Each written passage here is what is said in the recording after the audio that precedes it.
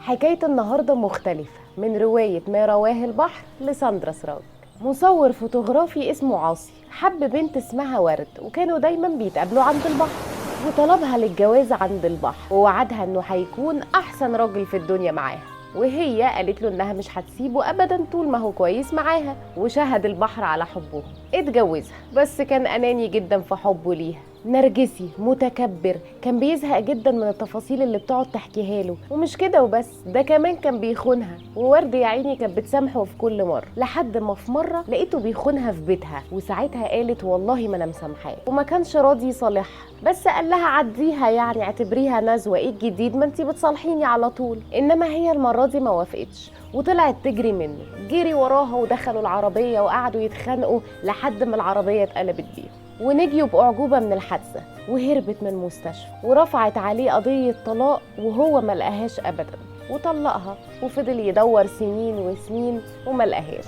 ومن يومها وهو بيروح البحر كل يوم، ينزل البحر في عز البرد علشان يبرد نار الشوق، والبحر يصعب عليه حاله ويحاول يهون عليه. وفي يوم خرج من البحر وقابل ليل، بنت بدوية ملامحها جميلة بس يائسة زيه وحالتها حالة، ما تكلموش كتير، بس وعدته ان لو قابلته تاني صدفة هتقوله اسمها.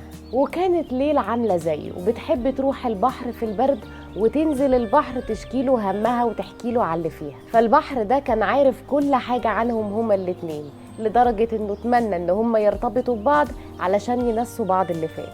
وفي يوم ليل خرجت من البحر وكان معاها مفكرة، بس الجو كان برد جدا وهوا، فالمفكرة طارت منها، وليل ما لقيتهاش وروحت بيتها. وجي عاصي للبحر كالعادة ولقى المفكرة، افتكرها بتاعت ورد، قعد يقراها وكان على أمل إنه يلاقيها، بس لقى إنها بتاعت واحدة اسمها ليل. قراها على مدار أيام وعرف كل حاجة عنها، لقى حكايتها شبه حكايته شوية، بس الفرق إن هو فقد حبيبته وهي فقدت ابنها.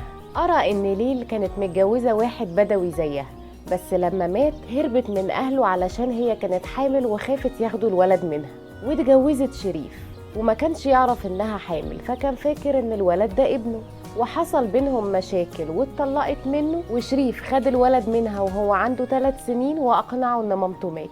عاصي قابل ليل بعدها تاني كتير، بس ما قالهاش إنه لقى المفكرة، وكأنه ما يعرفش عنها حاجة.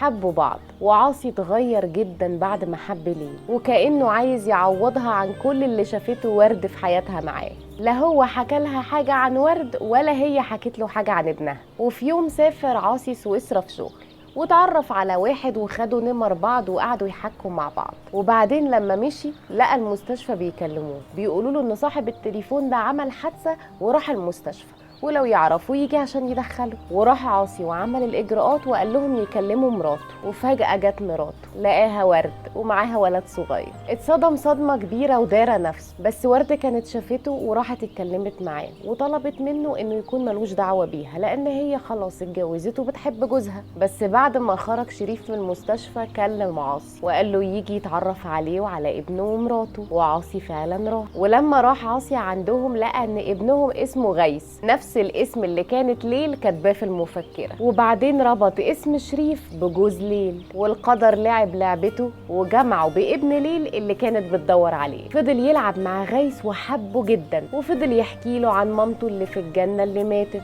وعاصي اتفق معاه ان هو هيصور له فيديو ويبعته لمامته في الجنة. مشي عاصي، وليل كلمته وقالت له ان هي جايه له استراليا، واول ما دخلت اوضتها اللي في الفندق لقت الفيديو بتاع غيث ابنها شغال على التلفزيون، طبعا كان هيغمى عليها من الفرح، اخيرا لقت ابنها. تاني يوم شريف كلم عاصي وقال له ان هم رايحين يتفسحوا، وغيث مصمم ان عاصي يجي معاهم، فطبعا استغل الفرصه واتفق مع ليل. ليل طلبت البوليس، والبوليس قبض على شريف بتهمة خطف ابن ليل، لأنه التحاليل قالت إنه مش نفس فصيلة الدم، وليل اعترفت له إنها كانت حامل من قبل ما تتجوزوا، وإن غيث ده أصلا مش ابنه.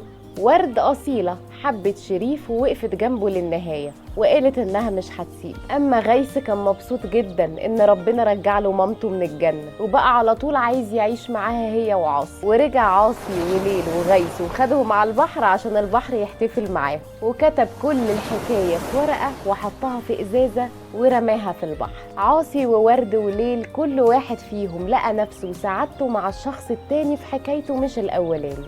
الحب الأول مش نهاية الحياة، إنما أكيد هيكون بداية جديدة. خلصت الحكاية. عجبتكم؟ قولولي في الكومنتس. أنا فيروز يسري، ودي حكاية قبل اليوم.